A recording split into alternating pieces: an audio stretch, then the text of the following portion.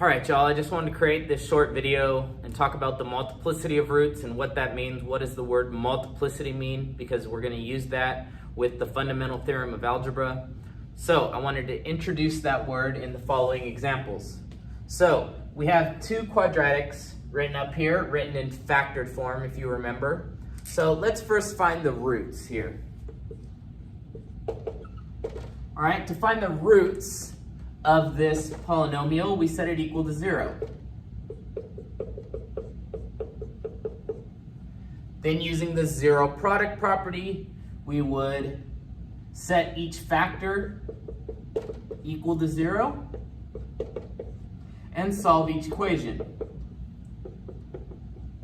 So we get x is -1 and +1.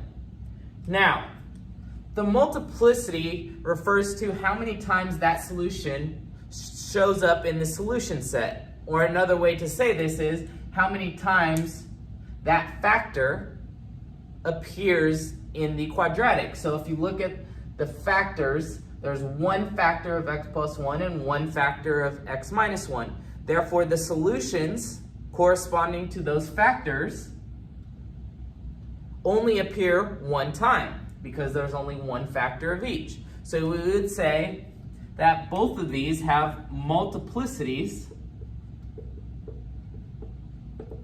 equal to 1, and same thing here.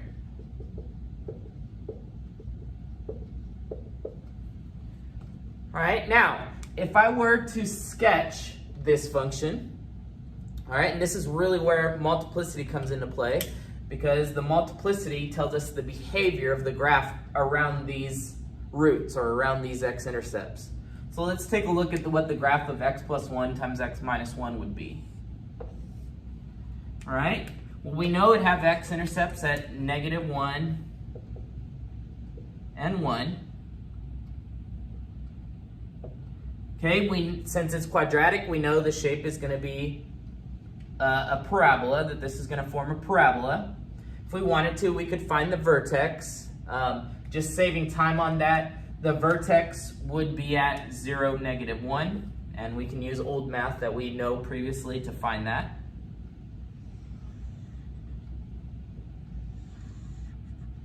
And the graph would open up like this, and that would be the graph of x plus 1 times x minus 1, and I'm going to write that here.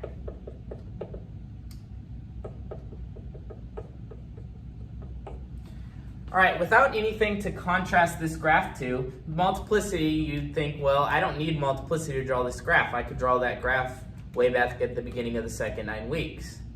Okay, that's fine, but let's contrast that with this example here. Okay, so in this example, our function is x minus 3 times x minus 3. So finding the roots of this, again, same process.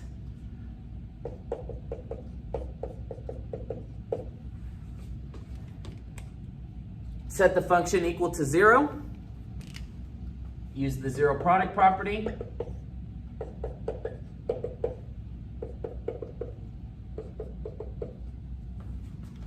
All right, we get x equals 3 for both answers to each of those equations. So does that mean that there's two different answers? No, there's one answer. But there's one answer, but it has a multiplicity equal to 2. All right, why is it 2? Well, because that solution shows up twice in the solution set. Or another way to state that is, we have two of the same factors.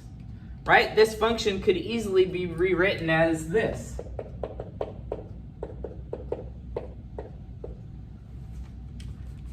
That little 2 in the exponent up there tells me that there's two factors of x minus 3, hence the multiplicity of 2.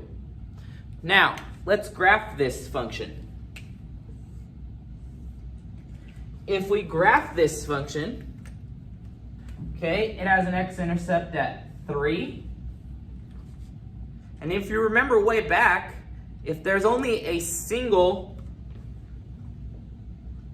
root, that means that that root is the vertex.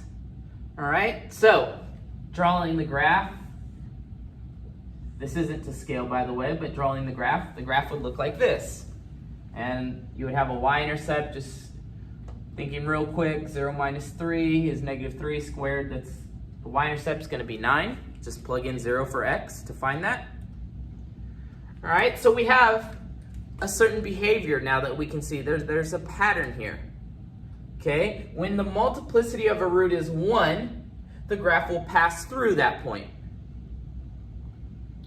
If the multiplicity is 2, the graph will bounce off that x-intercept. Now with quadratics, we don't really need to know this information, but when we get to higher degree polynomials, so a quadratic is in the family of what's called polynomials, when we get to polynomials, you're going to need to know those behaviors, because when I start adding on factors, let's